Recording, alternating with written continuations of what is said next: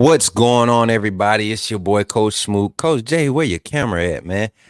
We here tonight live on the coaches, Monday night with the coaches. You got your boy, Coach Smook, joined with Coach Jay, Coach Sean. Y'all know it's that time of the year. Y'all know he got the family thing going, got his daughter cheering tonight. They basketball team doing their thing. He's there in support of his daughter and the team. So big shouts out to Coach Sean. Definitely going to miss him tonight. Roll Tide to everybody in the chat. Coach Jay, how you feeling tonight, man? I'm feeling sweet, feeling a lot better than what I did on after the game against Georgia because I didn't even know we were going to get to this point. But man, complete overall weekend, and man, I can't wait to get into the show. Shout out to you guys again, once again for stopping by, man, showing us a lot of support.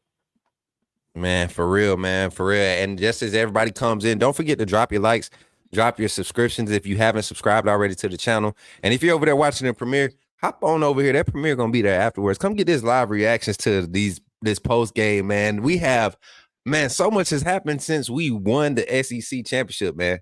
So much has happened in the past 48 hours, and we're gonna dive into it, man. Starting off early with just the final reactions to what I was just talking about, the SEC championship, Alabama once again the SEC champs.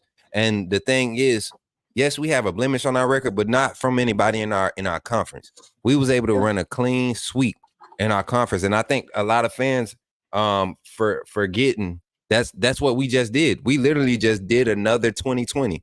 We went undefeated in our conference. We played a clean conference schedule. That it was only maybe one or two games that were decided by one score or less. And I want to say Texas A&M was the first one, and then Georgia in the SEC championship. I don't think anybody else played as close. We're going to dive back in it, but Arkansas, yeah, Arkansas 24-21 or whatever it was. But I mean, just man, the way we finished to do. And we are. I know you went back and watched the film and took your notes and everything, but to finish the season like we did, man, it's just an amazing feat. Just give your initial take on just the finish, and then we're gonna dive through every game of the season, y'all, as I pull it up. Coach Jay, take it away, man. Just give like your finish feel for this season, bro. Man, it was a hell of a season. This. I will say this about Nick Saban. This is the best coach job I've ever seen Nick Saban do, and I've seen countless national championships. I think we've all seen it.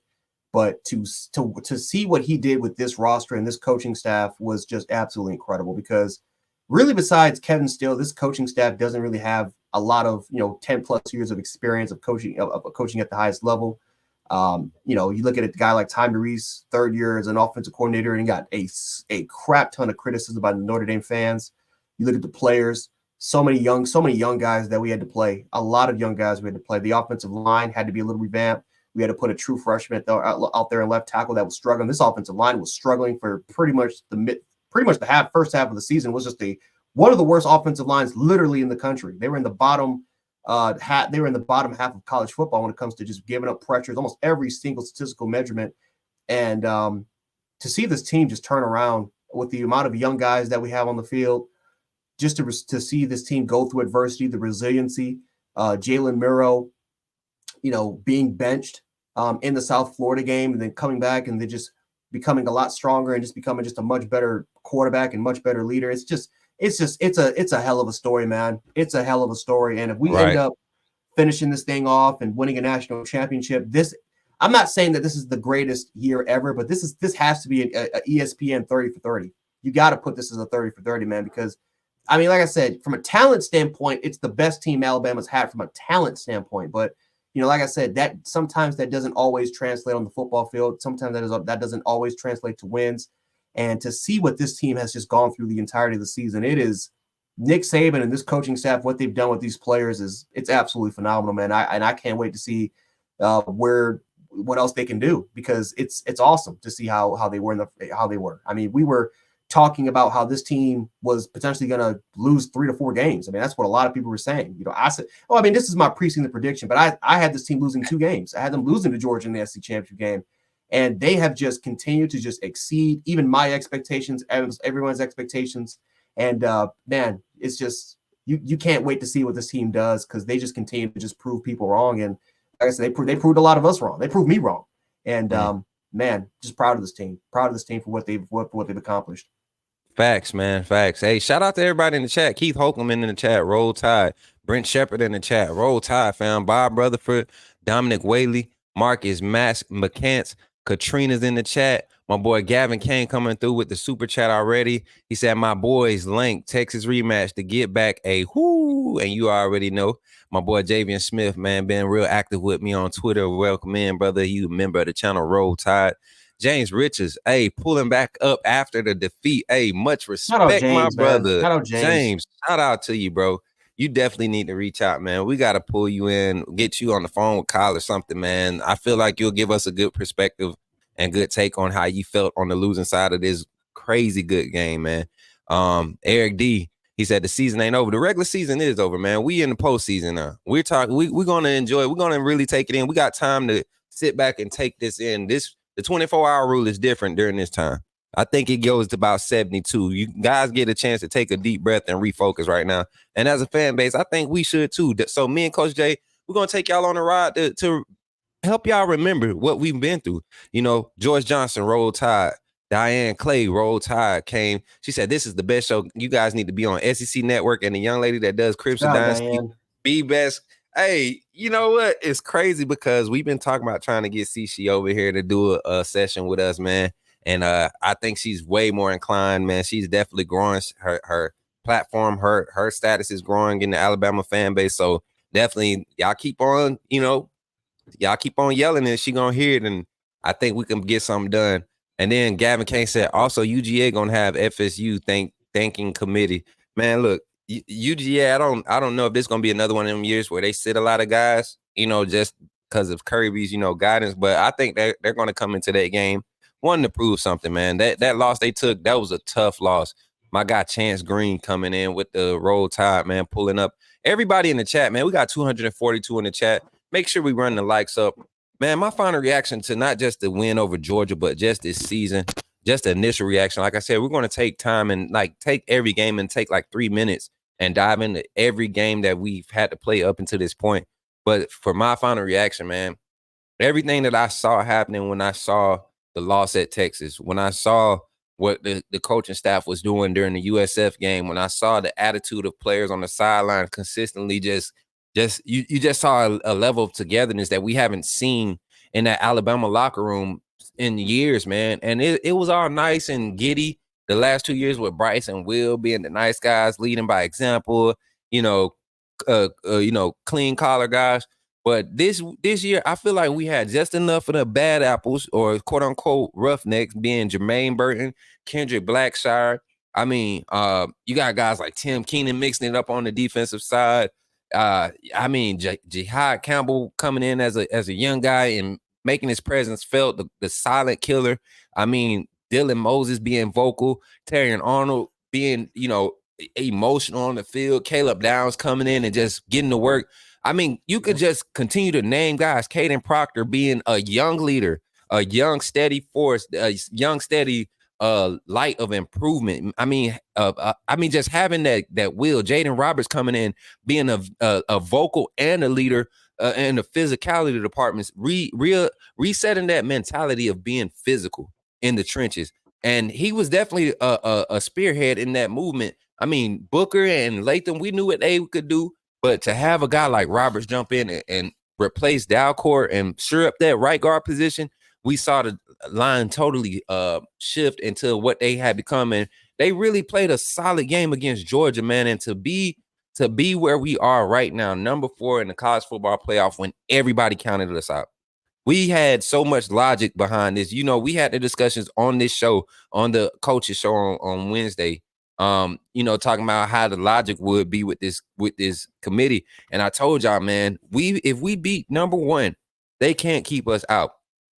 And it's sad to say, but at the same time, it's been a consistent thing in college football since money, TV broadcasting, all that stuff got tied into it. Sponsors from big name franchises and companies.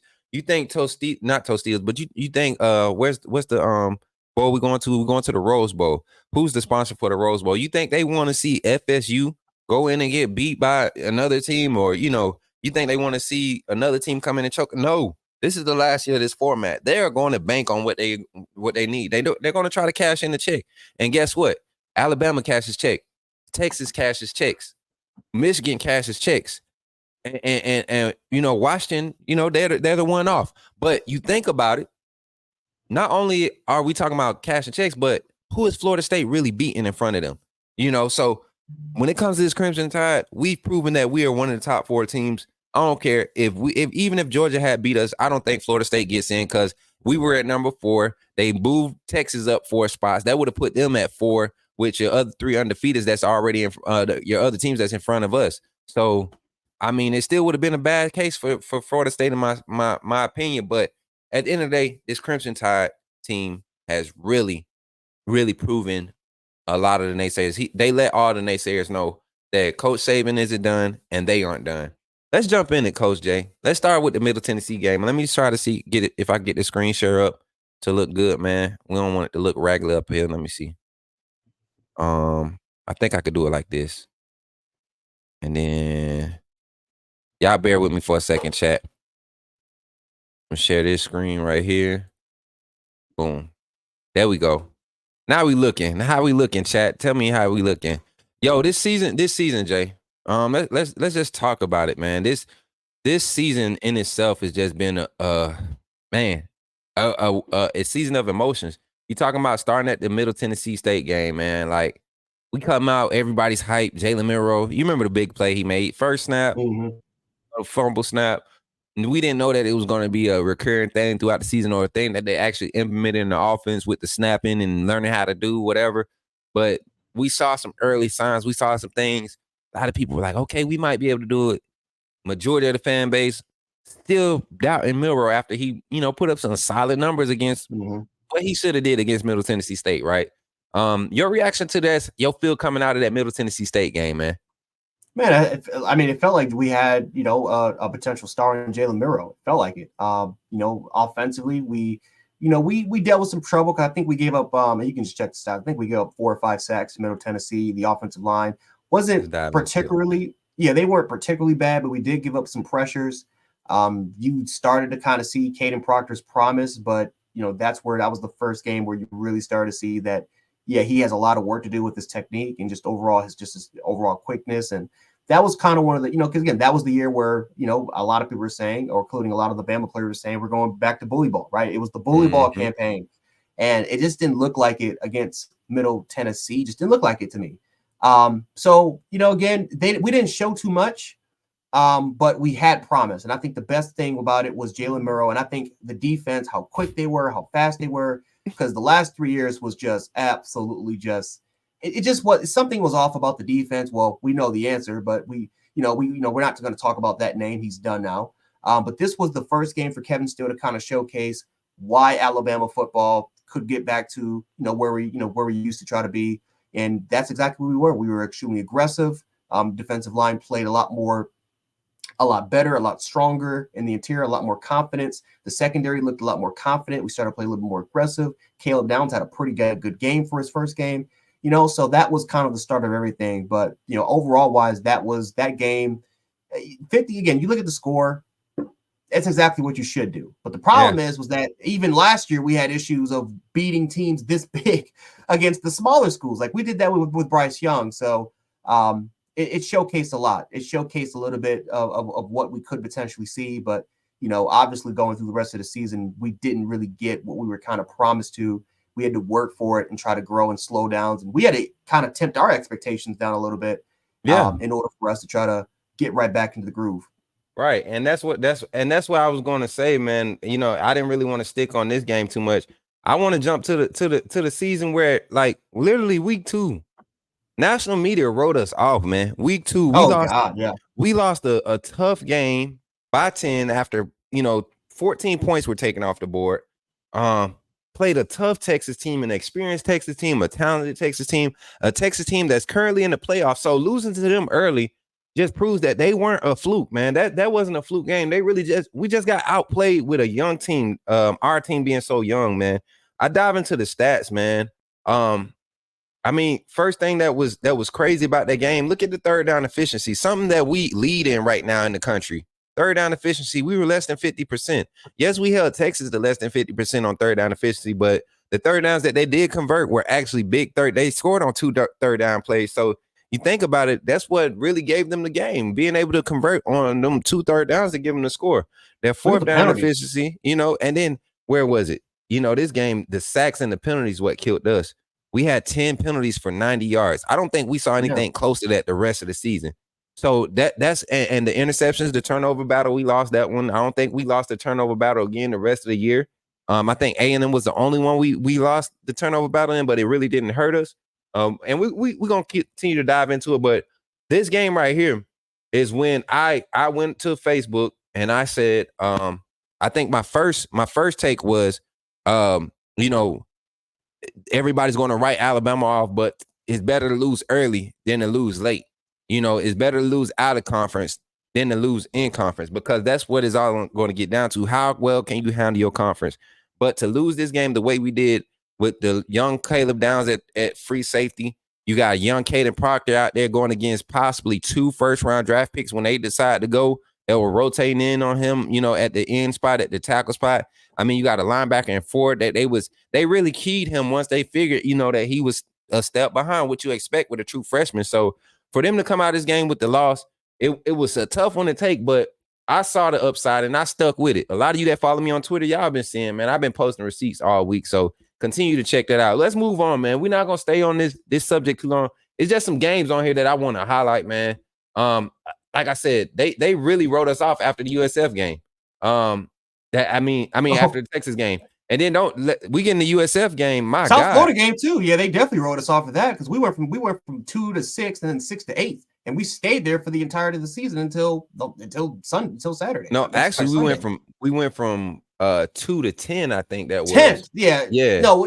Yeah, no. It was 2 to 6, and then 6 to 10, or 11. No, 11. 11. It was 3. It was 3 to 10. Then we went to 11 and then 8. Got it. I think we went to 11 after USF game. Let me look at this right now. See, we were 10 against USF.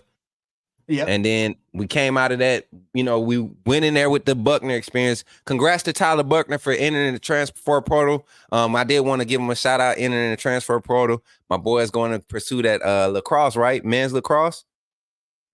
Yeah, shout out to Tyler Buckner, man. Hey, appreciate you, man. Hey, go be great. That 5-star lacrosse player, that's my boy, man. I appreciate you, man. Doing what's best for you. I feel you. Hey, but yeah, see, we was all the way down to 13, Jay, coming into Ole Miss. Yeah. We was down to 13. Jesus Christ. Came into Ole Miss and handled business. SEC bias or Alabama favoritism. We'll get to that later. With one loss against the ranked team, they kept dropping us. No matter how we won, they kept dropping us. And then after we beat Ole Miss, I think the nation kind of was kind of like, okay, maybe. Came in against an unranked Mississippi State, handled business. I think they put us at 11 this week was the week. Oh, see, I keep forgetting, bro, how many weeks went by where we just were being disrespected.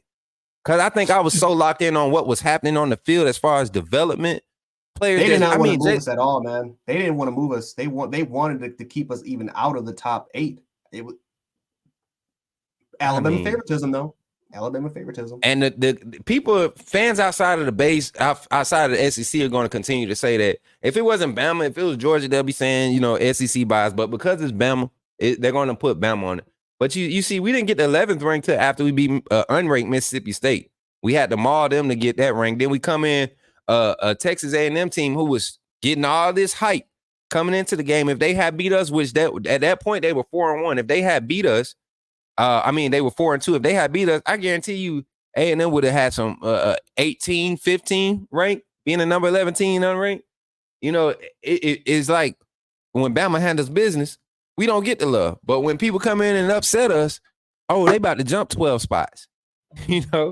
So and just go into Arkansas. This the one that had us frustrated. This the one where we was like, oh no, man.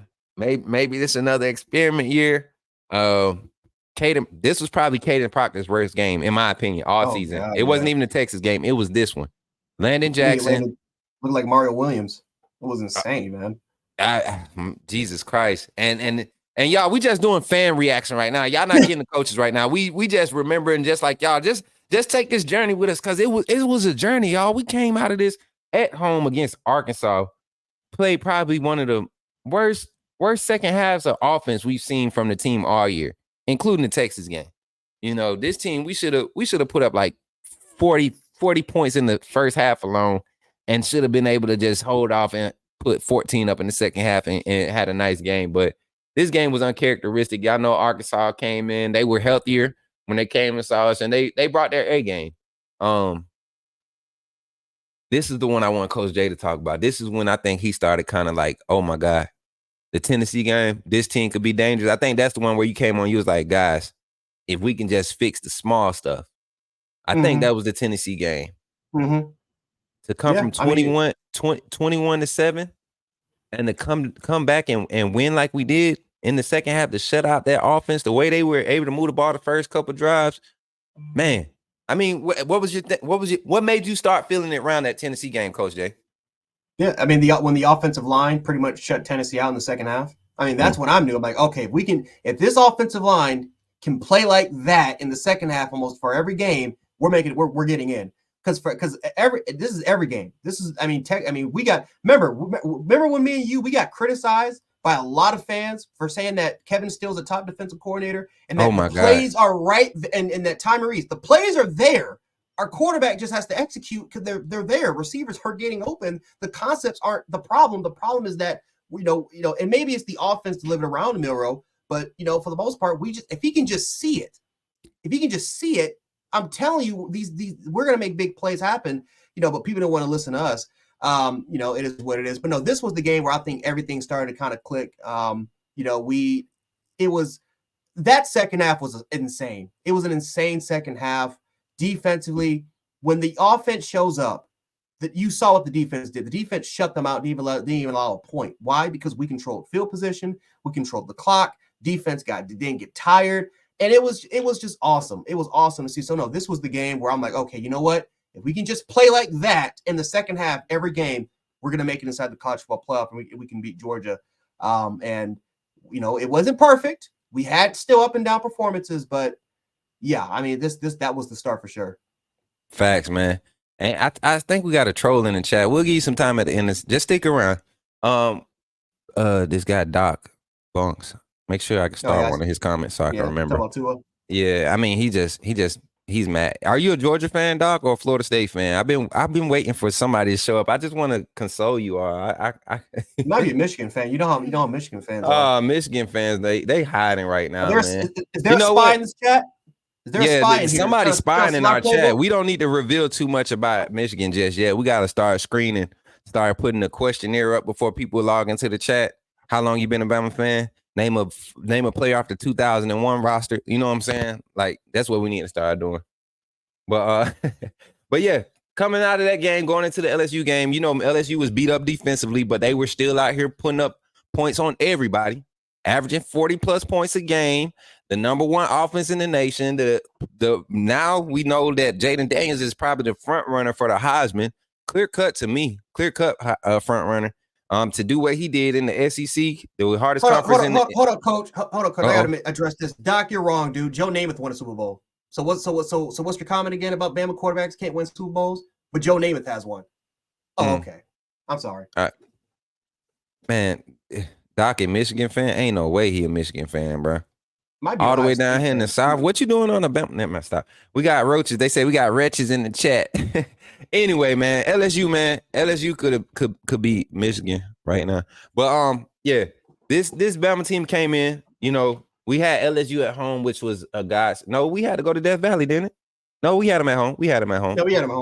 It was a godsend to have them at home. That offense, the way they were surging. But honestly, man, 3 Bama quarterbacks. No, I'm sorry. I keep reading the comments. We had 3 Bama quarterbacks actually that won Super Bowl. Ken Stabler and Bart Starr. Forgot about those two. But okay. And Jalen Hurts wasn't on him. Why the Eagles lost? Again, like once it wasn't on him when we lost to Clemson that year. So, but yeah, Florida. I mean LSU. We came in, handled business against LSU. Shut down, not necessarily shut down Jaden Daniels. You remember the Dallas Turner? They claim it was a dirty hit. Football play. Even Jaden Daniels came on the interview saying it was a football play, man. You some things you can't help. It's a hard play, a vicious play. It's a vicious sport. Things happen. Winning against Kentucky, handle business. Chattanooga, handle business. And then the game of this new era, this new Saban era, this I want to say the second half of this era where Saban has evolved again and conformed to this new age of NIL, this new age of competitive recruiting, this new age of transfer portal.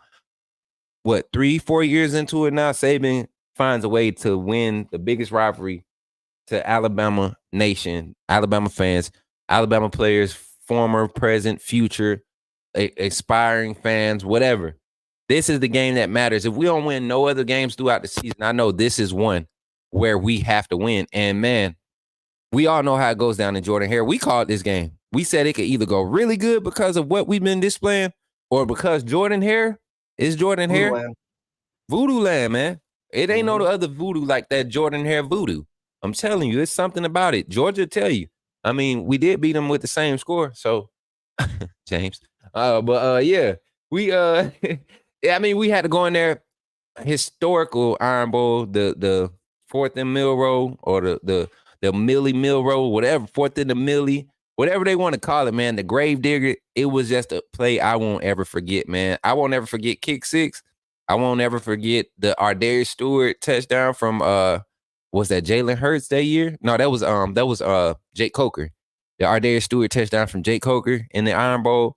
That one is one of my favorites. I won't forget the double pick six with Mac Jones. Like, those are moments I remember. But this one right here, the grave digger, that one definitely topped the list because it was done by Alabama wide receiver. Julio didn't get an opportunity like that to catch a game winner like that. You know, Smitty didn't get an opportunity like that.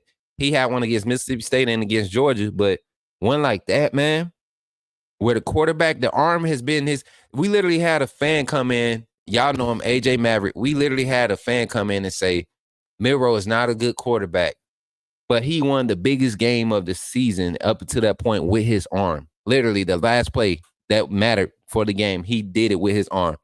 How can you say, you know, and mind you, we're not highlighting different people and their progression during these games. We're just seeing Alabama win. And this team just kept getting better. They kept finding ways to win. Never once did it look like we were going to be a dominant team, but then you come here, baby. Oh, my God. Jay, I don't know. I can't remember the last time. Even the Iron Bowl game, I don't think I was as hype as I was to see our team play like we played in the SEC championship, bro. For fans who stopped by, man, I mean, you saw our reaction. I mean, it was uncontainable, man. Mm-hmm. It was uncontainable. And the fan in me just could not be contained because I think we've been playing podcaster and coach way too long. You know, we know the game, but it's sometimes you just gotta be a fan, you know, and enjoy the moment, man. I wish we had 20-30 minutes between the finish of that game and all this to come on and be, you know, professional. But that game meant a lot, man. We completed a revenge tour like no other. We came back and beat Tennessee, came back and beat LSU, came back and beat Auburn, you know, in another close one in Jordan-Hare. Because last time we was down there, we had to take it to 4 overtimes to get the dub. I mean, we came in and fought adversity and won that one, but then to come in against this Georgia team, 29-game win streak, you know, 2-time defending national champ, number 1 team in the nation. You know, they were the 2-time? No, they were 1-time, you know, SEC defending champ. So I mean, this game just meant a lot, man. It was kind of like the reestablishing of the guard, you know, the reestablishing of being the alpha.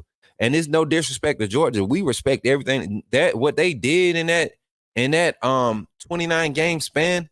It's gonna be hard to match, Coach Jay. I mean, what's your take? Just finalizing this regular season, being conference champs, man. Like what that game meant for real, for real. It meant a lot to us, man, because we beat Georgia while playing a C+ game. Honestly, I didn't think we played our best game that time. You know, everything accumulated together. I think the offensive line manhandled Georgia. I mean, literally, we're pancaking them, and then of course they made the adjustments. But Jalen Milroe did not have one of his best games. Now, Jalen Milroe made key plays that won us the football game. It was more like a Jalen Hurts type of situation where, you know, Jalen Hurts wouldn't have a good game, but in the biggest moments and crucial situations, he made the plays necessary in order to win his games. And that's pretty much been his entire career up until now with the Eagles. That's what Jalen Milroe was. I mean, use his legs in crucial situations on that final drive. You know, you looked at, again, wasn't having a good game as far as going through his progressions, missing open reads, missing a lot of the receivers underneath, missing Burton. I mean, Burton had 29 receiving yards. He should have well over had 100 yards that game. But at the end of the day, when Jalen Milroe needed to make a play, when he needed for us to take the lead, he gave it to us. And guess what? Every single time Georgia responded by getting a field goal or by getting a touchdown, Jalen Milroe responded by making plays with his legs, making plays with his arms, and he became that leader and became that guy for us. So that's crazy to me that we beat Georgia without playing our best game. That's what I thought it. I kept talking about it all year, even before the preseason and even during our shows. I said Alabama has to play their A++ game in order to beat Georgia, because I just thought that's just how good they were. And the fact that we didn't play our best game and we pretty much controlled the game. We lost the lead once. Right. And that was in the first quarter. And for 3 quarters, we controlled the pace of the game. That's why I know I'm like, okay, yeah, we're back. We're back. If we can control these games without even playing our best efforts, no, we're back. Because I can't imagine with a month of preparation, with the form that we're in now, and the players that are, because you know how players are banged up. Everyone was talking about how Georgia's players were banged up and how we're missing. What about our players that were banged up and that we're missing? Imagine when we're going to get back with a month of preparation. Oh no! Oh, it's a wrap. It's over. So this was the turning point. I know we keep talking about Tennessee was definitely, you can argue, was a turning point, but this was the game. This was similar to 2021 when you just knew everything is really starting to come together now, and we still haven't even brought our best efforts yet. That's insane to me. So again, just proud of the team, just resiliency overall. It's just crazy. Man, and that's what I want to highlight, man. People think like y'all barely beat Georgia. Nobody else has done it in the past 29 attempts. And for us to come in and do it with the level of play that we displayed, man, like you said, man, it was so many underthrown balls, uncharacteristically underthrown balls by Jalen Milroe. I mean, it was like he was so respective of the opponents, instead of looking at what was happening in front of him. And when he finally settled in, and like you said, like the argument we made early in the season, man, the play calling would not be a problem for a more experienced passing quarterback, because the wide receivers were definitely creating separation. They were making the right reads on their read routes.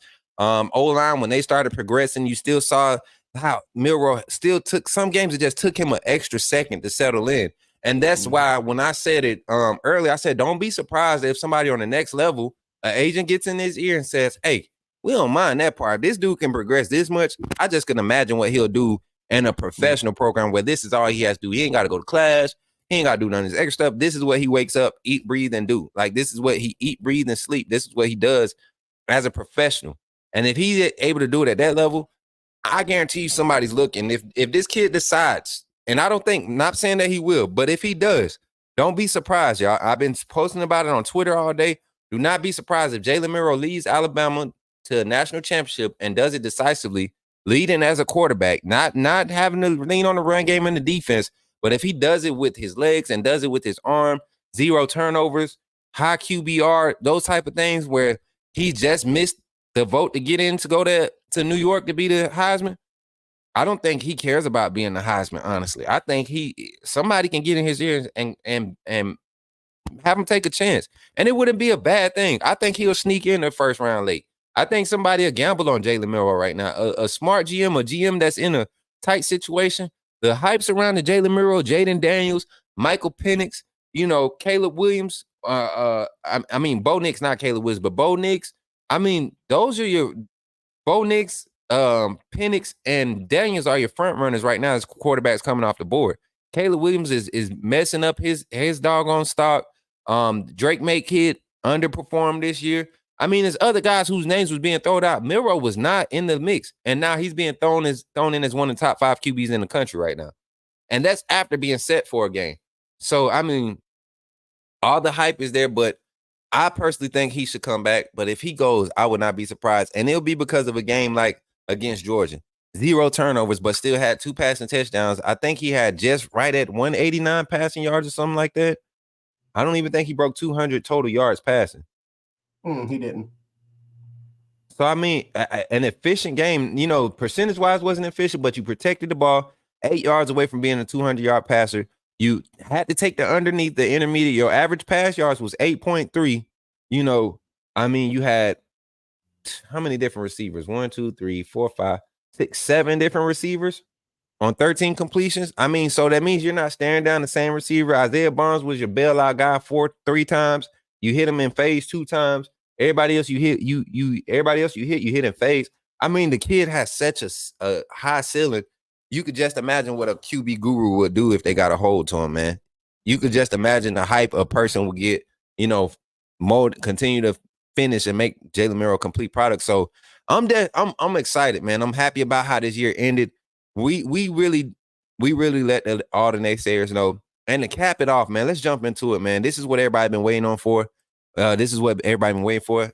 Let's react to the final college football rankings. Of course, we're happy we're in, but let's just start addressing all the extra, you know, not necessarily addressing it, but let's give our perspective. Let's give our insight of how we feel on FSU being left out. You know, the whole process of it. You know, how they drop Georgia, how you drop Georgia to 6, or they got Georgia at 6 and Oregon at 5, or was it? What is Oregon's it? No, Oregon's at 8th. Oregon's 8th, Ohio State 7th, and then 6 is Georgia. Georgia. Mm-hmm. And then Florida State. My thing is, if you think that a one-loss SEC champ is better than Florida State, what happens if Georgia had beat Alabama? Does Florida State get in still? Based off the logic of the committee, Texas winning was going to move them up 4 spots. So that would have put them from 4 to 3. You can't put them ahead of an undefeated Washington, an undefeated Michigan, or undefeated Georgia, who are all conference champs. So that would have put Texas at 4, and Florida State would have been out, based off the committee's logic and how that the rankings shifted. So just give your feel on how it panned out, and tell me how you feel on it overall, with Florida State not being in and Alabama getting in over them, and Texas. Not only Alabama, but Texas got in over them too. I don't hear anybody complain about Texas getting in. Exactly. And think about this for a second. If Alabama scheduled ICDC college, would we this wouldn't even be a debate, because we would be 12, because we would be undefeated. You know, I love how people say, well, why should we punish FSU? And listen, from a moral standpoint, I get it.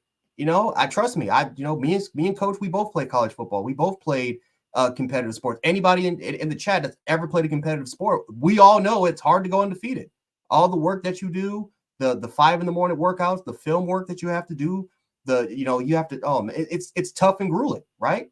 But you know, this life sucks sometimes, man. And when you look at the college football playoff committee, this is the criteria clearly states that if a player of significance does go down, the playoff has the right to judge and project whether or not if that team is capable of being a top 4 team. Jay, it is written. I got to kill this narrative right here. He says no one player makes the team, right? You're right. But when your backup comes in and struggles against a 2-loss Louisville team that just lost to Kentucky the week prior, a team that Alabama completely obliterated, you literally just struggled to beat that team. And it wasn't because of your offense that won that game. It was because of your defense. And you're telling me that team had an opportunity to go and play against a Washington team whose offense and their defense is ranked higher than Florida State's statistically. You telling me that that same Florida State team has a chance to go be a competitive playoff team and play against a number 2 team and a number 1 team in Michigan? You trying to tell me that Florida State might have a chance against Michigan just because Michigan is overhyped, but I think Michigan's defense goes and obliterates the Florida State quarterback.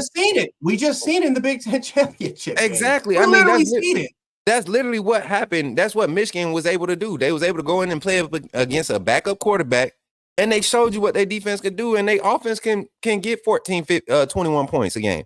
So, I mean, they're not explosive by any nature, but they handle their business decisively when they had the opportunities. You go show me a Florida State game where they handle business decisively. Show me a Florida State game where even against unranked opponents where they were able to go in and just dominate. Your strength of schedule wasn't there. Your head-to-head wasn't there. Literally, that Louisville losing to Kentucky hurt y'all. I will say that. If Louisville came in at 1, I think you have with 1 loss, I think you have more of an argument because then you got two top ACC teams, one loss, and then you got an undefeated one. Now you see more of a competition gap being closed. But other than that, man, Florida State they didn't pass the eye test. So Doc, for you, just don't even compare ACC, SEC record because none of that matters. I'm talking about what Florida State was able to do on the field this season. Kentucky got smashed, and that was one of the criteria, wasn't it? Favorable matchups and being in transitive property. You remember how much I said transitive property shouldn't even be in it? Point. Transitive property had to be applied when they said, okay, Louisville just gave Florida State a run for their money with their third string quarterback. Louisville just lost to this Kentucky team that Alabama just freaking mauled, at their home. We went to Kentucky and handled them. So, I mean, if we were just going by the criteria, yes. Now, the 4 best teams, Alabama's definitely one of the 4 best teams. Georgia still, to me, is one of the 4 best teams. Florida State they just didn't hit the criteria points. That's their problem. They didn't hit it all. They didn't. But you know what? The committee messed up when they continued to keep Alabama and Texas in the spots where they were. When we continued to win. When they continued to put Oregon in front of us and they were projecting that Oregon would possibly beat Washington because Washington didn't look impressive in their wins post Oregon, that's when they messed up. And I told y'all, I said, what's going to happen is after Oregon loses to Washington, the committee has to find a scapegoat. Florida State was that scapegoat. Florida State, and I hate to say it, but Jordan Travis getting injured was just the beginning of it. If Florida State would have won that conference with Jordan Travis the way they won against Louisville, they still would have been out. Florida State was going to be a scapegoat. You are not keeping a 1-loss SEC champ out of the playoffs.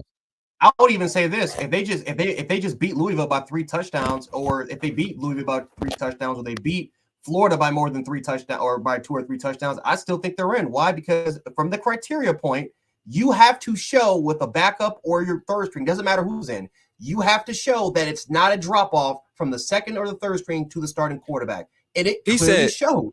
It clearly this kid said they moved the goalposts. They've been moving the goalposts all 10 years since the committee has been around. They move the goalposts every year. Doc, this was literally the first week where they hit all 3 criteria points. And the only week of all the rankings.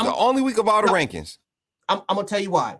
Because in 2014, Ohio State didn't have a higher strength of schedule. They didn't have a higher strength of record than TCU and Baylor. But yet they put Ohio State in because of the eye test. They won 59-0. They didn't follow the criteria points.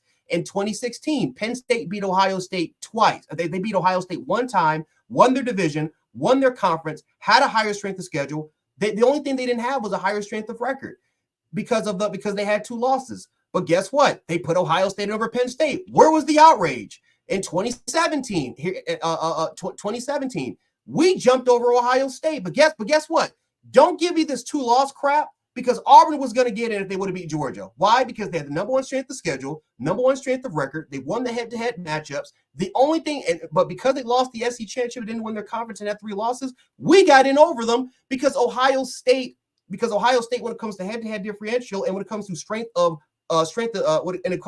record, we were higher. We filled in more criteria points than Ohio State in 2017, so they put us in. Right? So don't give me this crap about some of these teams should have gotten in and shouldn't have gotten out.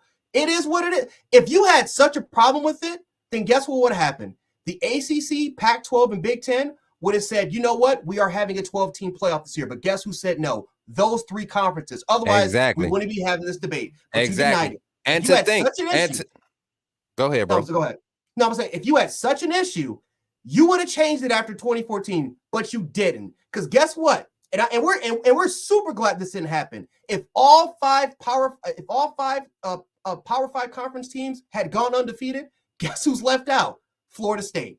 So don't give me this crap. It's never been fair. It's always been about politics. Right here. This is my point. Go ahead.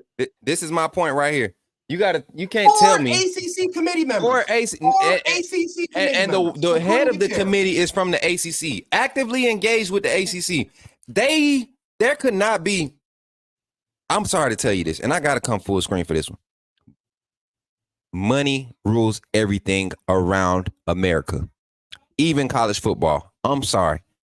Florida State Ain't nobody traveling to see Florida State third string, second string quarterback get smacked. All y'all gonna watch it from home. All y'all Florida State fans that's in here crying or anti-Bama fans gonna watch it from home. Y'all gonna cry about it. Y'all gonna complain about SEC biased and they only put You're us not up getting it, against Doc. the SEC team or Not this getting it. team because no, you Not guys getting are it. asking for something that you're not ready for.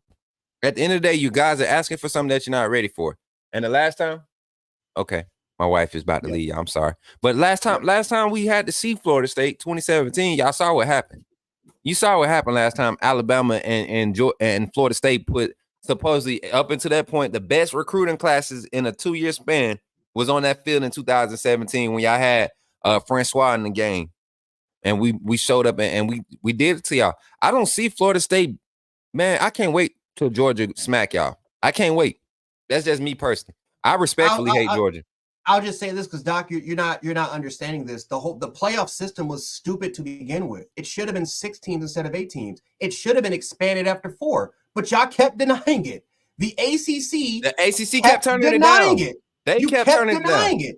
You And wouldn't have been in this position in the first place if you that's just what would have said happens. yes. That's what happens when you have Dabo Swinney as your spokesperson.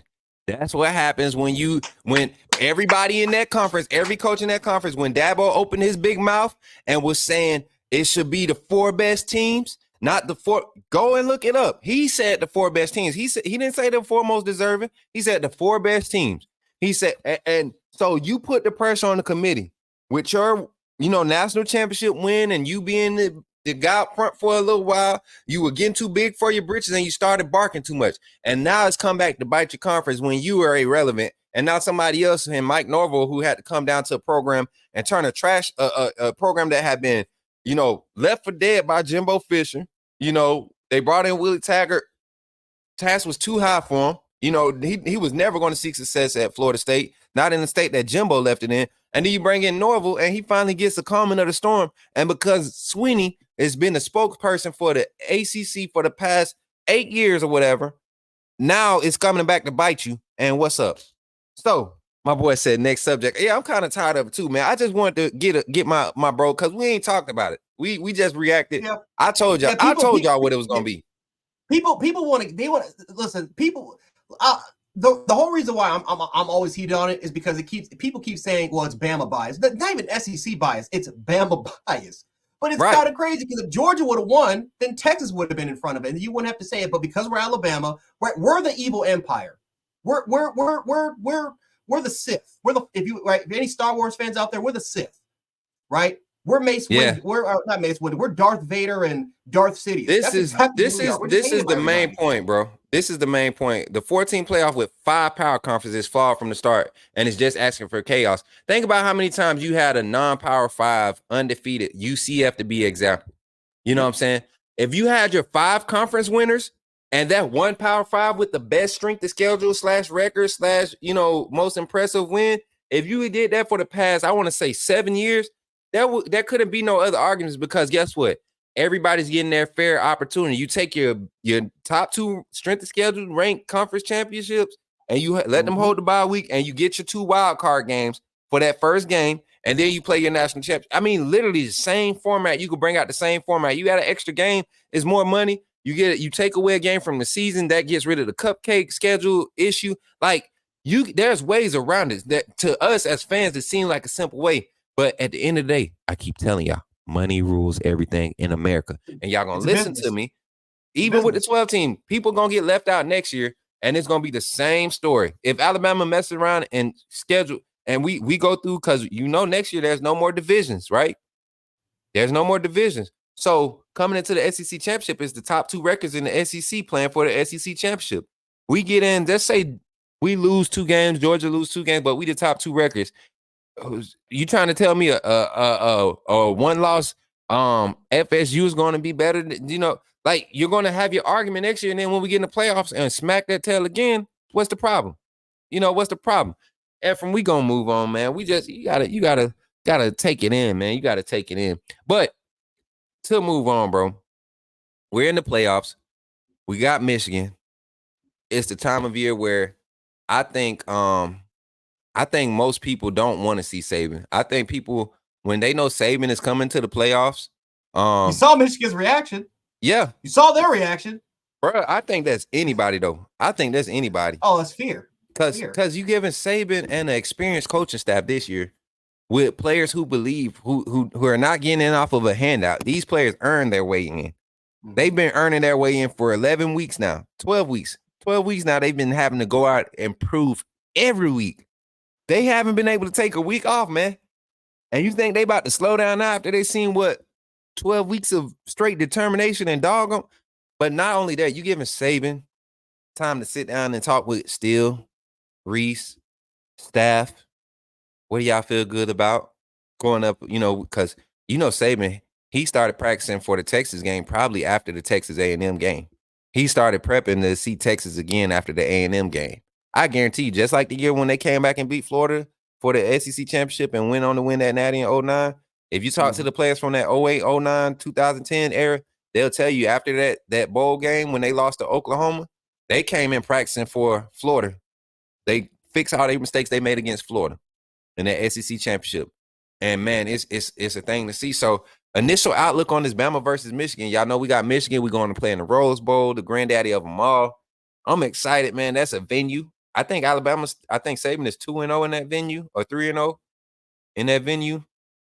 I think he's if we're talking about LSU or just his career. Yeah, I think he's undefeated. He's never lost. I know that. Yeah. I know the one Rose Bowl in 2020 that wasn't in Pasadena because that was actually indoors because of the COVID year. But yeah, I mean, in that game. He's undefeated in the Rose Bowl, man, and I think it's one of those things, man. When you give Saban more than 2 weeks to prep for you, it's not good for anybody. I mean, he made Pete Golden look great after bye weeks. Mm-hmm. You know what I'm saying? Like, he really made Pete Golden look. I mean, other than LSU and Jaden Daniels doing what they did last year, that was after a bye week. But he made Pete Golden look good after bye weeks, man. And he got Kevin Steele. Kevin Steele gets film on you. Deontay Lawson and that inside linebacker group who played tremendous in that Georgia game. To go against Michigan, similar mindset, similar attitude, how they want to approach the game. They're not going to try to go around you. They're not going to try to finesse you. They're going to try to establish who they are. What's your take on it, man? Going in while I catch up on these comments. We're going to hit super chats here in a minute too. Yeah, I'll say you got to get Joseph Washington's chat sooner, but that's actually funny. But no, it's I'll just say this, man. You can't give Nick Saban a month of preparation, especially for a team that doesn't do anything special. We played Georgia at the right time. I mean, this was the right time to play Georgia because Michigan does not do too much. They do not do two other things different from what they can. It's going to be a nightmare for a bunch of teams. I mean, like I said, you saw their reaction, but like you just said before, that's everyone's reaction when they play Alabama. It's the fear factor. It's the fact that now all of a sudden you have a motivated Nick Saban team, which, by the way, Michigan's favorite. They're -1.5 favorite, and that might go down a little bit, but still, you have all the momentum. You have all the work that the press, that the media gave you all season, that the fans gave you all season. You have all of that working towards your advantage. This is the perfect situation for Nick Saban. And now that this team's getting ready to go, it's looking dangerous. Facts, it's looking dangerous. Like you just said before, man, that Texas game, now that you see what they do, I can guarantee you Nick Saban's got a plan. I can guarantee you he's been prepping for that game for a while. So, but the thing is, Sarkisian isn't the type, and he's never been the type to like hold back plays. He's a real time he's going in schemer. He's going in. So against Washington, he knows that offense can get sneaky. He's not going to try to put on his defense. He wants his offense to lead his teams, and I feel like Saban, not that he's prepared, not that he's overlooking Michigan, but he wants to come into this Michigan game so prepared that we don't have to get past the first script. We don't have to get past first script to be out. And man, we might see a Ty Simpson. We might have a Ty Simpson sighting in this game, middle of the third quarter. I feel like this is gonna be one of those games, man, where we just, because we know what we want. We know what we want to set ourselves up. Everybody, and I saw somebody else in the chat say, remember that Alabama is we still got one more on the revenge tour. The fact that Texas is back in it, I guarantee you that's even more of a motivation. I guarantee you. And I know the players are probably putting the pressure on each other to not allow it to leak out in the social media and leak out in these media conferences and all that stuff. They're holding each other accountable. but they are ready. They are ready to go ahead and handle business against Michigan because that Texas game, to lose that game at home like they did, man, I'm telling you, that is a fire. That is the fire that they ready to put out. They ready to put that fire out, and they going to, man. They going to, but Michigan up first. I really like the matchup because I don't think Michigan has had the opportunity to see any level of talent on any level that we have presented on this Alabama team. I don't think they've been able to see two solid corners on the perimeter. I don't think they've been able to see the type of speed at linebacker and defensive end that they're going to see. I don't think they've seen the amount of intensity on the interior defensive line that you're going to get from Jaheim Otis. Damon Payne showed up this past weekend against Georgia, being reckless. Tim Keenan, Tim Smith was sliding in from tackle to end. A boy be playing in like that front. I believe is going to have their way and going to be able to show out. It's going to be like you remember a couple years ago when we played Washington in the first round? You remember that? I feel like it's going to be that type of feel, but with more offense because I think Milroe wants to make up for those 4 or 5 touchdown passes he should have had against Georgia. And that was even our A game. We won that game with like 66 yards passing in that game. We won 24-7 because their offense, that personnel could not handle us at all. And I'm telling you, Zach Winter going down from Michigan is going to be a bigger loss going against us. I'm telling you that right now. Losing your best lineman is going to be a bigger loss going against us. I can tell you that. Jay Bill said he heard College Stallion was snooping around in Tuscaloosa. Hey, good thing we won't be in Tuscaloosa for another week. So whatever he trying to sneak out at Tuscaloosa, he ain't gonna get in there. We're on the recruiting trail. We ain't focused on Michigan right now. Yeah, we ain't. And the thing is, the players are, man. You heard about the team meeting the players had? Their own film session they having. The players that have. They're ready, man. My mic had came. But the players having their own film session. These players, Coach Saban told these guys to relax. You got players linking up at their apartments, doing their own film study, talking about scheme things that they want to bring forth to the coaches. I mean, this is a team, man, that's locked in. Like I haven't felt championship energy like this in so long, man. Even when in 2020 when we won it, because of COVID, it felt like we were kind of detached from it. We had to watch from afar. We didn't get the same media coverage. We didn't get the same insights. We didn't get the same sound bites because of COVID. So this one, it feels different, man. And to do it coming back from losing to Tennessee, LSU last year, being disrespected by Auburn fans, Georgia fans, picking the past 2 years, man, this is more than gratifying. And to not have to deal with Georgia again, I'm not gonna lie, I didn't want to see Georgia again, bro. I would hate to see Carson Beck, and this offensive line come together and get another chance to scheme up something to see us, because I feel like it would be a real shootout. And Jalen Milroe, it would be another test on him. Do I feel like he could pass it? Yes, but we would definitely need his arm a lot better if we saw Georgia again. Now, Texas doesn't present the same schematic defense as Georgia. They got us because of inexperience up front. We didn't have Jaden Robertson in that Texas game. Actually, you want me to tell you who started at right guard? It was Darren Delcourt, right? You had Dalcourt, then you had Ferguson come in for him and get injured.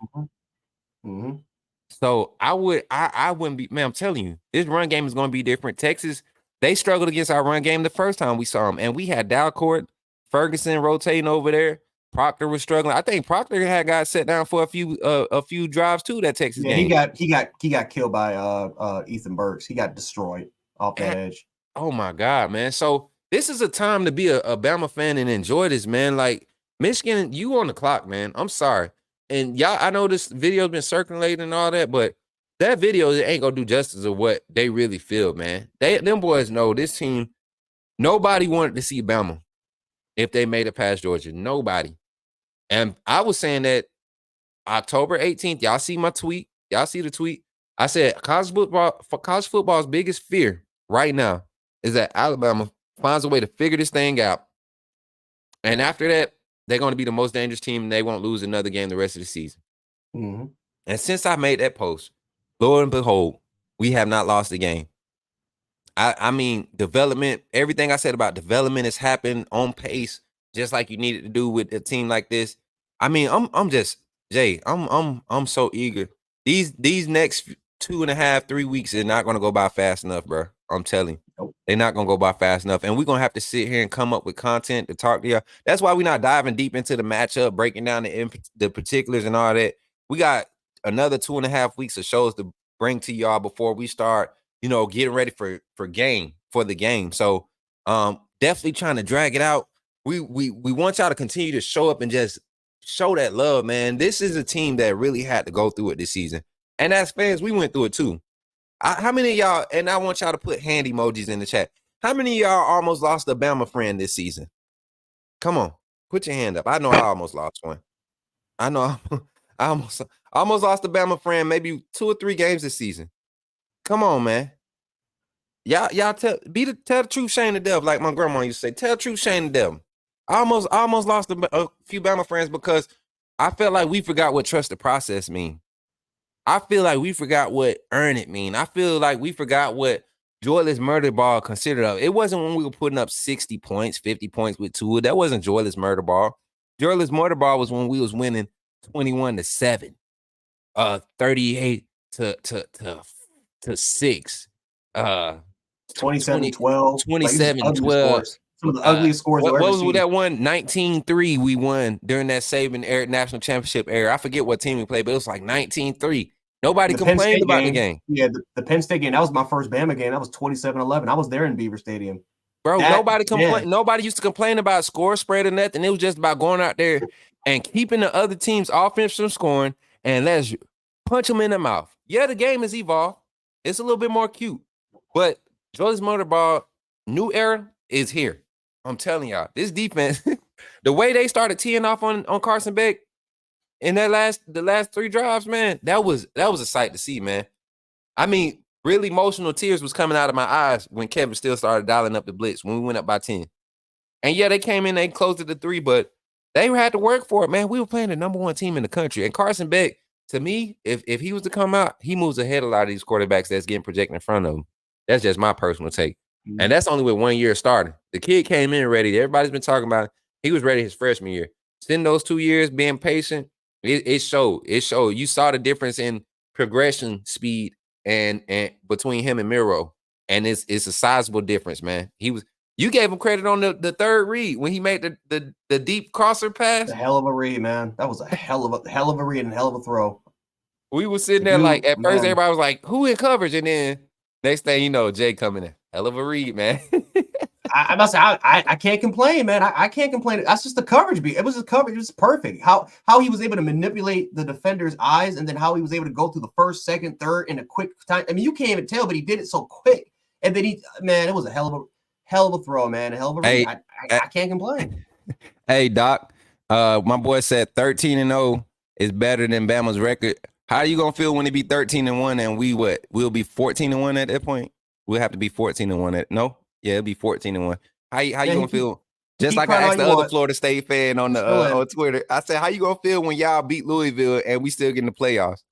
And he ain't responded to me since that night, bro.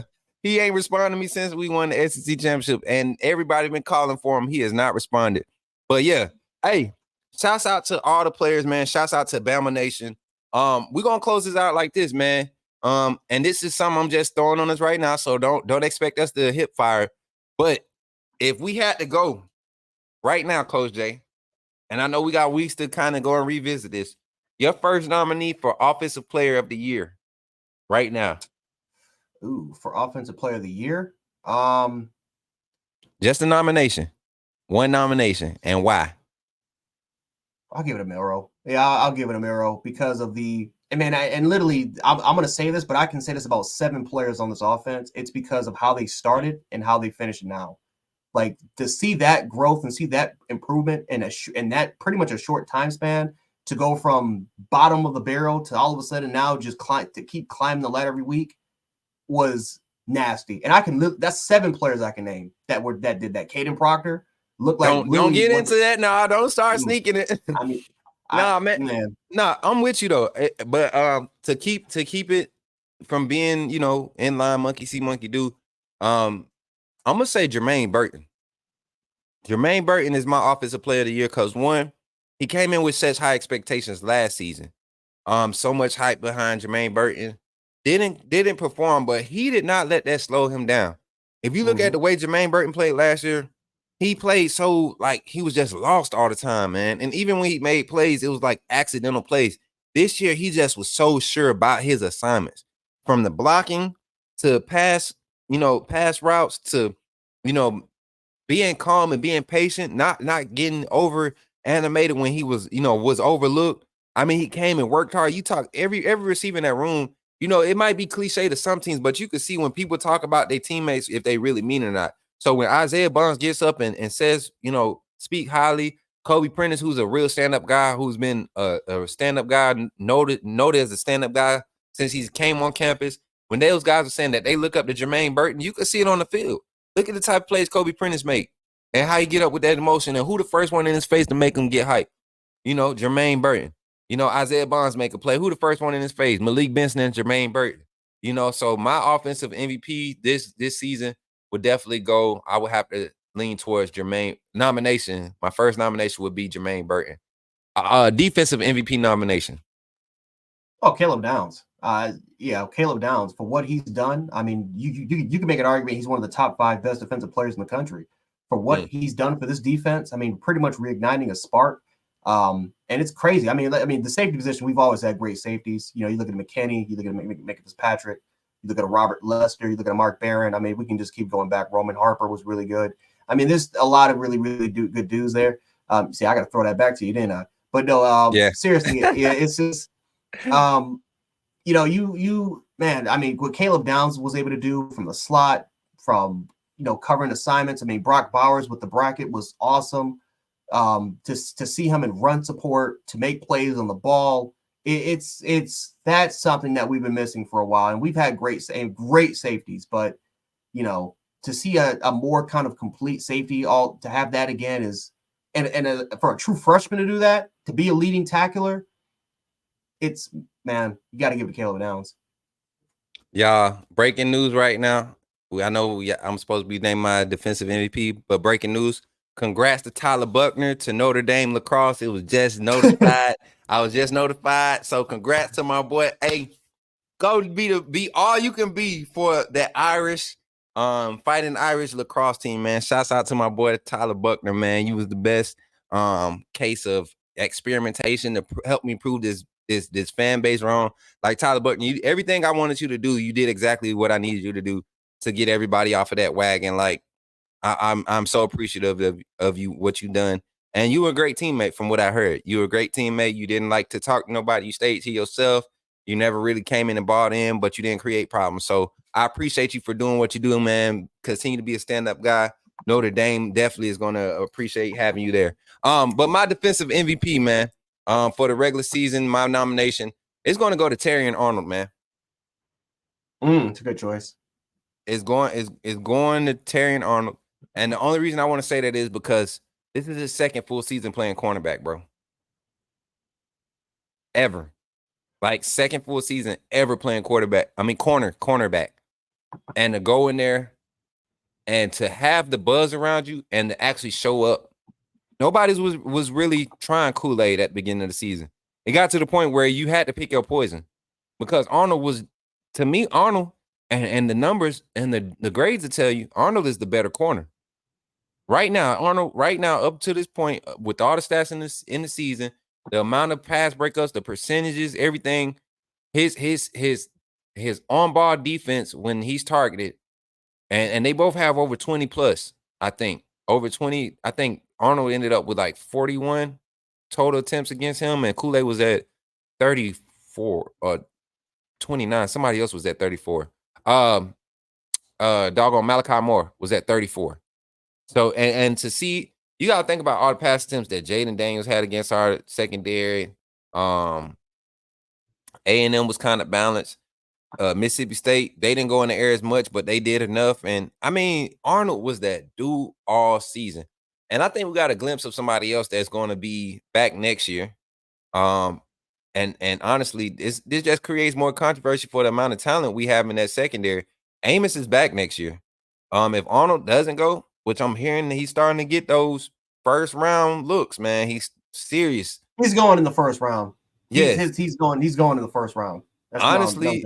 So what's being tossed around right now is that a lot of defensive looks are more interested in Arnold coming off the board first to a team like Green Bay or a team like it was talking about, I think Green Bay, Denver, and it was, I think the Raiders is who was saying that, they looking for that type of fit. And if you look at those rosters right now, a young corner could come in and go through some growing pains right now on all three of those rosters. And Arnold will fit that especially in Green Bay. I think he fits that mold of the type of corner that they usually go after. So I wouldn't be surprised to see that kid go. But that's my nomination for defensive MVP. Stafford. Let's go Stafford of the season, man.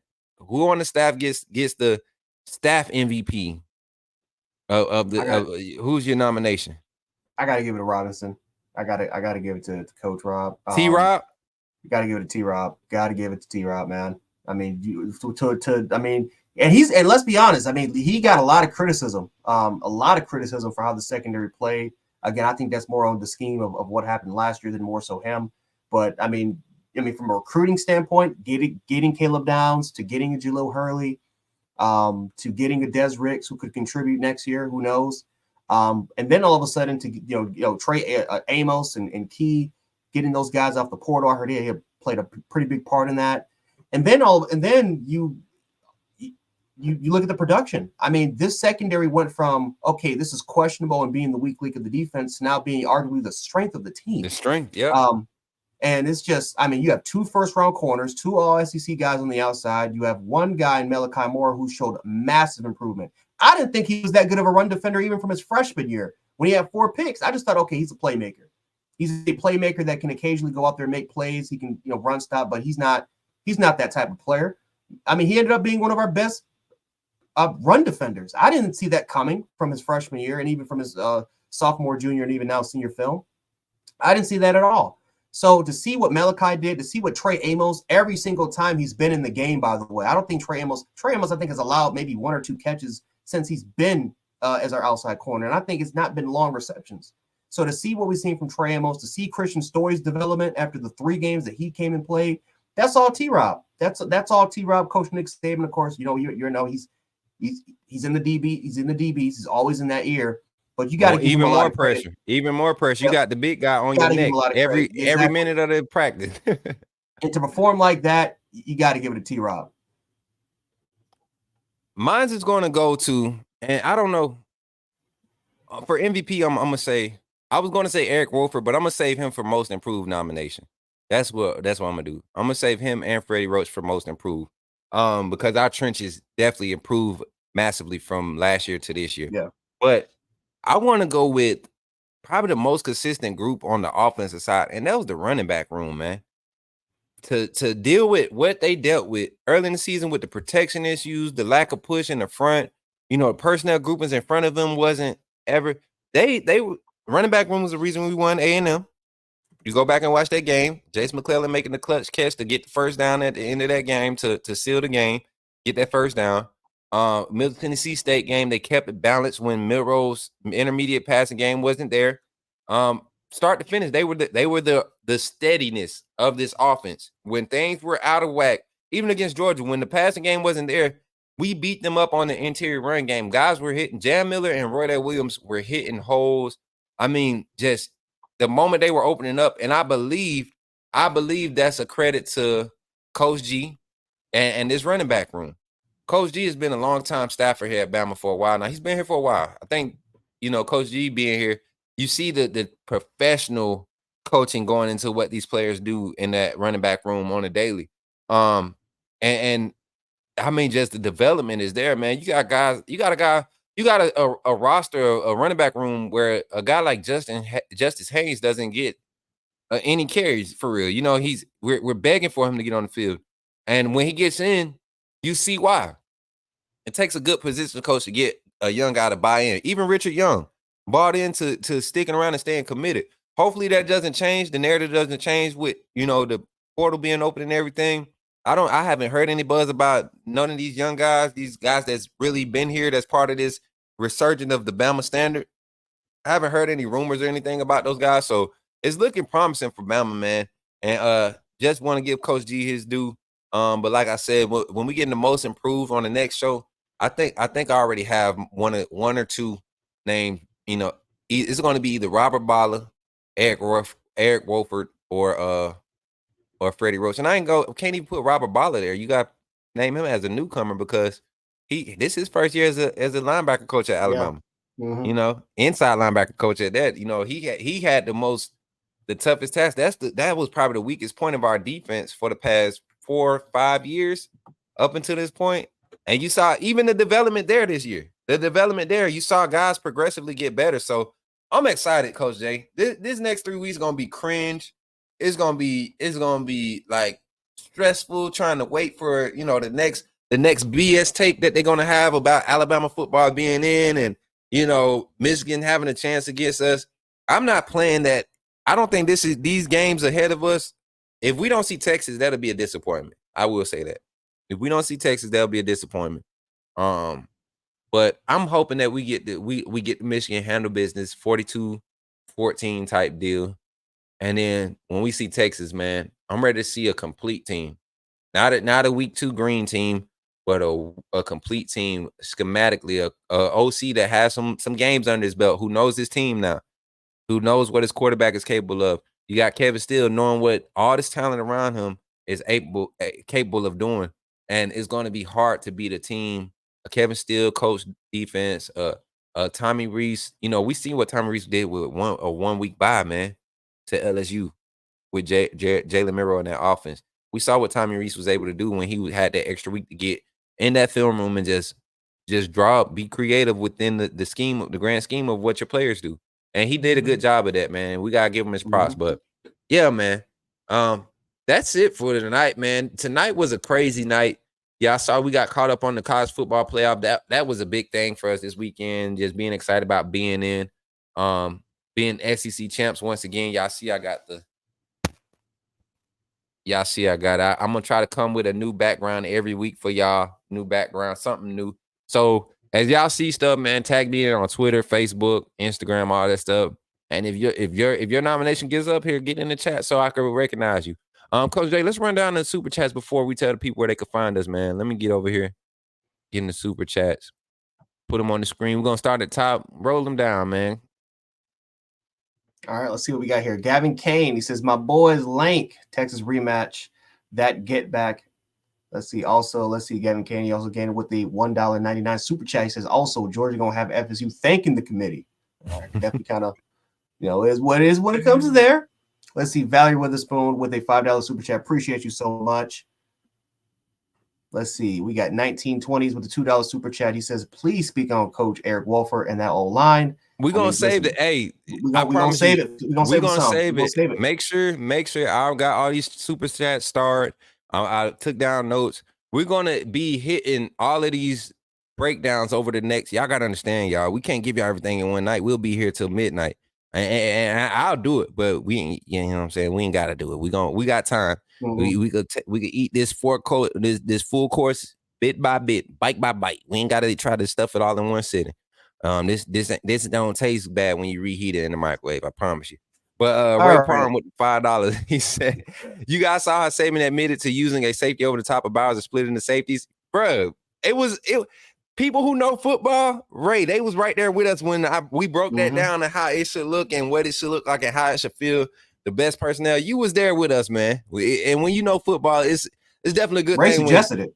Ray was the first. He the one that brought it. He took it right out of me and Sean, because me and Sean had already talked about it. Like that's the only way you beat a team that has a guy like Bowers that is primarily your middle of the field threat. Not just the middle of the field. Let's just talk about it for a quick second. Did you see the adjustment? The first play that came out, and I don't know if you watched the live game simulation I did Friday night. But the computer even came out and hit Brock Bowers when he had a one-on-one matchup on the first play. They hit him with a quick slant. He had one-on-one. And this is the CPU I'm playing against now. Brock Bowers against doggone Caleb Downs. They hit him on the one-on-one. He got a first down on that first play. And then, the rest of the game, I was bracketing him. I put Caleb Downs and man over top of him. And I had Jahad Campbell or Lawson, whoever was playing on that weak side. I kept playing them underneath. Or if Amos was there, I would, put him in the hook zone to make him play underneath, shade underneath. They just flipped it opposite because I can't make the personnel changes like that on the game. But literally, to see that, man, and the way these boys dialed it in. Malachi Moore's drop pick. That's when I knew we had them in trouble. That's when I knew that the scheme was going to give them fits. They were banking on hitting a couple wheel routes and being able to let Bowers abuse one-on-one matchups. And we took away both of those things. How did that make you feel to see that, Coach Jay? Oh, man, it was awesome. I knew for the most part it was checkmate. Now, listen, we talked about how Carson Beck. I'm telling you, Carson Beck. Don't be surprised at all if he declares and he goes a late first round pick. Do not be surprised. There is something. I mean, because first of all, one thing that Carson Beck can do, even with the sort of coverage he can do, one thing he can do on the fly, he can create passing lanes. Yes, that's one of the things. That's literally the best things he can do. That his release point changes with the type of style that he is not wacky, but the mechanics are so fluent for Carson Beck that his release point, he could change his release point. He could release early and get a touch pass or arrow, a rope, or he'll release late. There. Off like an extension. All three levels, he can make the same level pass on all three levels, same trajectory on all three levels. That's a talent, man. And I don't think being under Mike Bobo did him any justice, or having all that talent surrounding him did him any justice, because you really don't see how amazing of a quarterback this kid is. And that's not to discredit what Jalen Milroe has done, but I guarantee you flipped the script, and Beck, who verbally committed to Bama at one point and then ended up committing to Georgia, if he's at Bama this year, we're averaging 50 a game, and our defense is knocking teams out, like holding them less than 9. We see in like a 21 Georgia type year where it's just no competition. Like we are literally a flawless quarterback away from being just, even with Caden Proctor. And I think Caden Proctor's growth gets stunted if you have Carson Beck, because he don't have to do much. Beck's timing, his ability to decipher the blitz is immaculate. He's on a level, bro. He's on a level. And to beat the team, to do him like that, to hold him and make him struggle to put up 24 points like that, that's a testament, bro. And we took away the first read. Like for the majority of the game, the first read was gone. He had to go to his second, third, even sometimes the fourth. Like fluent. Just fluent, man. The talent. But Gavin came back in when he said our line on both sides dominated in the trenches. Couldn't agree more, man. Joseph Washington came in with a $5 super chat. CNS is basically, Coach Nick Saban is basically Batman with prep time. He can beat anybody. Facts, bro. That's the scary part. If this was a game next week, I'm looking at this Michigan game a different way. But you're giving Coach Saban, somebody who doesn't know how to take a break from work, bro, when the season is on. It's hard to get him to settle down in the offseason. Miss Terry got him over to Italy this past offseason, and he didn't. It was funny listening to her statement or reading her statement about it's funny. You want to see Nick Saban stressed, let him not be working or doing something, that involves work, or, helping those boys out. That's when you see him stressed. He doesn't know what to do with himself. This man is not only dedicated to coaching, but he's dedicated to the mission of developing players. And he takes it to the level. He leads by example. To be 72, Saban is 72 or 76 now? 72. Yeah, 72. To be 72 with that type of energy, that type of demeanor, that type of consistency, that's a testament, bro. And I want whatever secret formula they inject into, I'm gonna need that in about 20 years. He said, if we don't play at Morgan, are we qualified to speak on this? If we didn't play at Morgan, are we? I think he's talking about AJ. He's talking about AJ. I don't think AJ likes our show. We don't let him speak his nonsense. Kyle said we don't got to be nice to AJ. So we. Joe Linsby with the $5 super chat, and the last one of the night, man. Definitely appreciate everybody. First year watching Bama talk shows, needed some guidance after that pitiful week 3 performance. You guys are on point week after week. Thank you, Joe Linsby. Appreciate it for real, man. Because we always talk about it behind the scenes. We just some regular guys, man. I think the experience part of it does come into play. It does factor into what we put out on the web, because once you put it out there, it ain't coming back. Once you put it out there, it ain't coming back. I know I've said some far outlandish things as a fan, but when it came to talking football and breaking down these games, I know there's value in what this team brings. This me, my bro, Sean, and Coach Jay. Sean's not here tonight, but what we bring to the table, man, is not like what most people are bringing. And we don't care about bias. We don't care about none of that. We want realness. We want facts. We want the stats. We want to be able to follow the numbers, but really look at the tape and try to bring the best ideal concept or explanation of that we could bring. So I love you all. Coach Jay, tell the people where they can find you, man. Jant Sports on YouTube and also Twitter, Jant716 if you want to try to interact with me, man. And definitely follow me on Twitter a lot more. Because trust me, I'm gonna start being a little more interactive, especially debating with a lot of fans. I know again we did it today, but for the most part, it's gonna be a good time. It's gonna be a good time. Yes. And y'all already know you can find your boy Coach Smook at Coach Smook on every platform. Man, if y'all looking to get some of these cups made, my mother-in-law, she makes them, man. Y'all hit me up, man. I know people was asking like where I got the cup from last show. Hit me up, man, on the side. Well, just hit me up. I'll get you hooked up, man. But other than that, man, Coach Smook on every platform. We'll be doing we won't be doing any live game simulations, for the upcoming weeks until we get closer to the playoff game, but definitely be looking for some pop-up content from myself, Coach Jay, Coach Sean. Whether it's on this channel or on our separate YouTubes, we'll have time to get and collab on our channels more. So if you haven't already, go check out our YouTubes. You can find me at Coach Smoke, and yours was Jant Sports right here on YouTube, y'all. Definitely go find us and check us out. Kind of help us build that platform. Kyle's been doing a great job in supporting us and pushing our names, man. And definitely want to give a shout out to him. Bama Football on YouTube, Mr. Bama Football himself, Kyle Henderson, man.